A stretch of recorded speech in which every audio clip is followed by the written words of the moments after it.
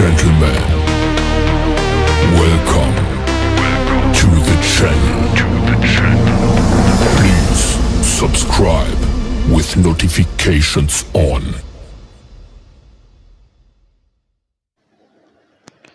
السلام علیکم، امید ہے آپ سب خیریت سے ہوں گے۔ کہانی ہوس پرست۔ آسمہ زیدی سلمیٰ ایک انتہائی محنت اور فرض شناس لڑکی تھی۔ اس نے ایک نہایت غریب خاندان میں آنکھ کھولی تھی، مگر یہ والدین کے رزق حلال اور ان کی اچھی تربیت کا نتیجہ تھا کہ اس نے شروع سے ہی پاکیزہ سوچ کو پروان چڑھایا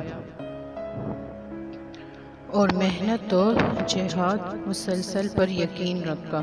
سلمیٰ کے والد ایک مقامی فارم میں معمولی ملازم تھے اور والدہ مکمل طور پر ایک گھریلو خاتون جن کی سوچ اپنے گھر سے شروع ہوتی تھی اور وہیں پر ختم۔ باہر کی دنیا کے بارے میں وہ مکمل طور پر ناآشنا تھی۔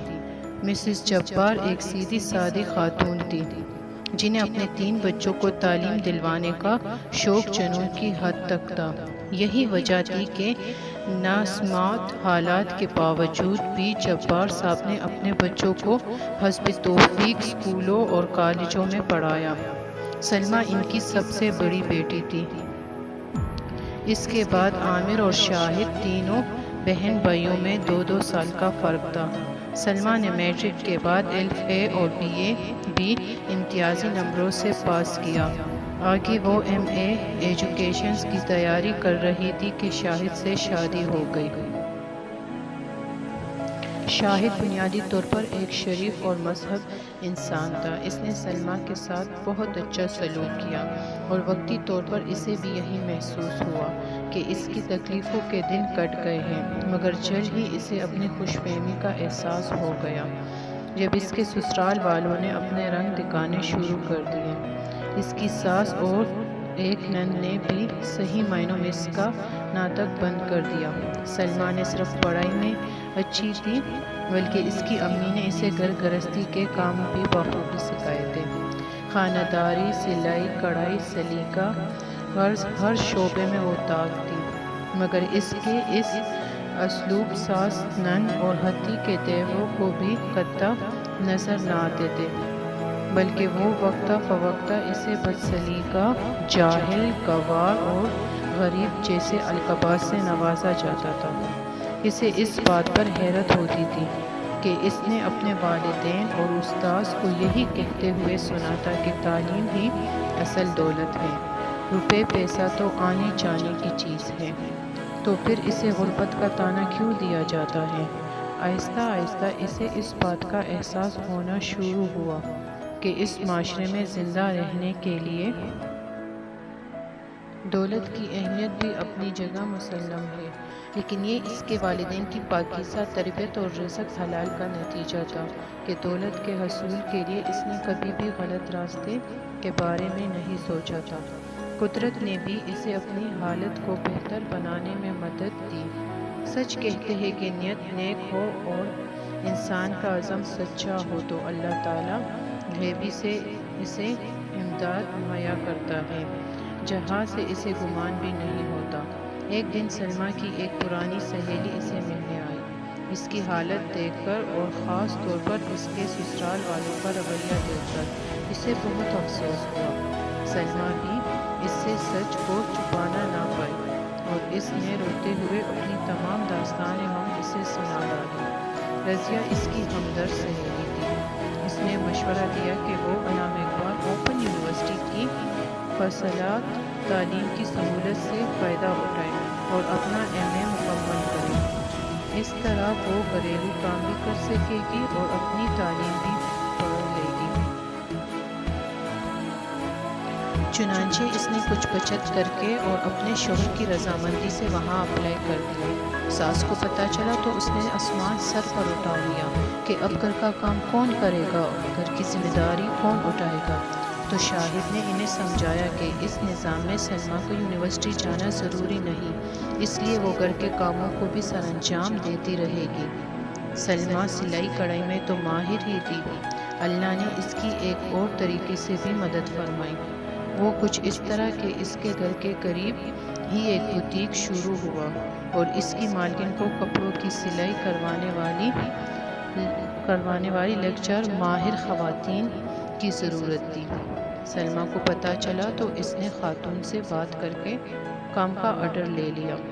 گھر کی سلائی مشین اس نے موٹر لگوا لی اور ساتھ ہی اس کی اچھی تعلیم اور ریکارڈ کی وجہ سے قریبی پوش علاقے کے کچھ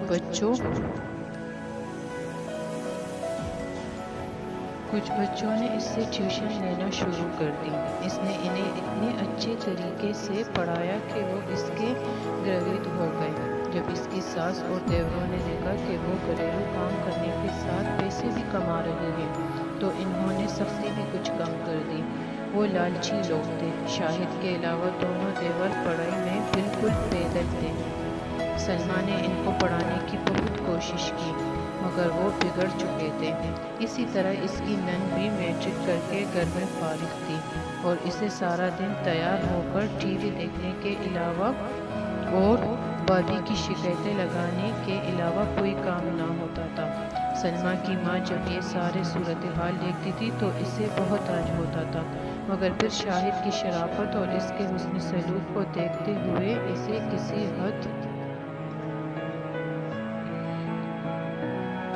حد تک صبر آ جاتا تھا۔ وہ اپنی بیٹی کے اچھے نصیبوں کی دعائیں کرتی ہوئی چلی جاتی تھی۔ شادی کو 2 سال گزر گئے۔ سلمیٰ کی گود ابھی تک خالی تھی اور اس کی ساس کے چلے ہوئے نشتروں میں اس کے بانجھ ہونے کے طعنوں کا اضافہ بھی ہو چکا تھا۔ اسی دوران اس کا MA بہت اچھے نمبروں سے پاس ہو گیا تھا اور اس نے اسپیشلائزیشن کے لیے آگے اپلائی کر دیا۔ شاہد کی بھی پروموشن ہو گئی۔ سلائی اور ٹیوشن کا کام بھی بہت بڑھ گیا تھا مگر سلمیٰ کو جیسے اللہ نے آئینی حوصلہ دیا تھا۔ وہ چپ چاپ اپنے سسرال والوں کے مظلوم برداشت کرتی اور اپنے سارے کمائی ان کے حوالے کر دیتی تھی۔ شاہد یہ سب کچھ دیکھتا تھا مگر ماں، بہن اور بھائیوں کے آگے بولنے کی ہمت اس میں نہ تھی۔ گھر کا بوجھ کم کرنے کے لیے اس نے بھی شام کو ایک فیکٹری میں جانا شروع کر دیا۔ اسی دوران ان حکومت کی طرف سے اسکولوں کے پرنسپل اور سینئر استاذ کی خالی نشستوں کا اشتہار اخبار میں چھپا۔ تجربہ نہ ہونے کی وجہ سے سلمیٰ پرنسپل کی سیٹ کے لیے تو اپلائی نہ کر سکی مگر اس نے سینئر ٹیچر کی پوسٹ کے لیے فارم جمع کر دیا۔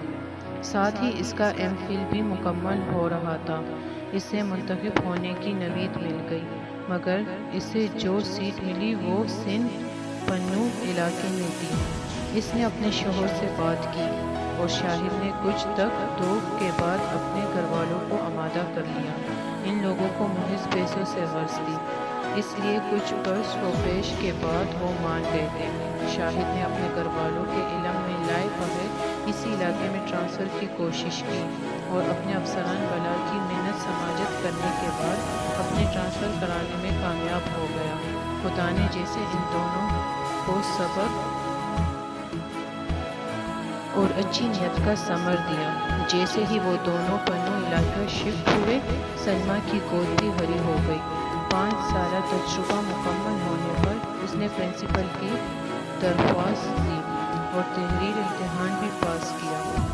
اچھی تعلیم، کیریئر اور شانت ریکارڈ کو مدنظر رکھتے ہوئے انٹرویو پینل کے ارکان نے کامیابی امیدواروں میں اسے پہلے نمبر پر منتخب کیا۔ اسی دوران اللہ نے اسے ایک بیٹا اور بیٹی سے بھی نواز دیا تھا۔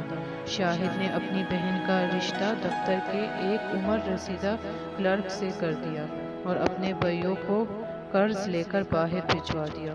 باہر کے دکانے سے ان کی بری عادتیں بھی کم ہوئی۔ وہاں ان کو مزدوری کرنا پڑی۔ اپنے ماں اور باپ کو شاہد نے ساتھ رکھ لیا۔ بیٹی کی شادی اور 2 نکمے بیٹوں کو باہر بھجوانے کی وجہ سے اب اس کے طرز عمل میں بھی تبدیلی آ چکی تھی۔ سلمیٰ اور شاہد نے نیک نیتی سے اپنے فرائض نبھائے،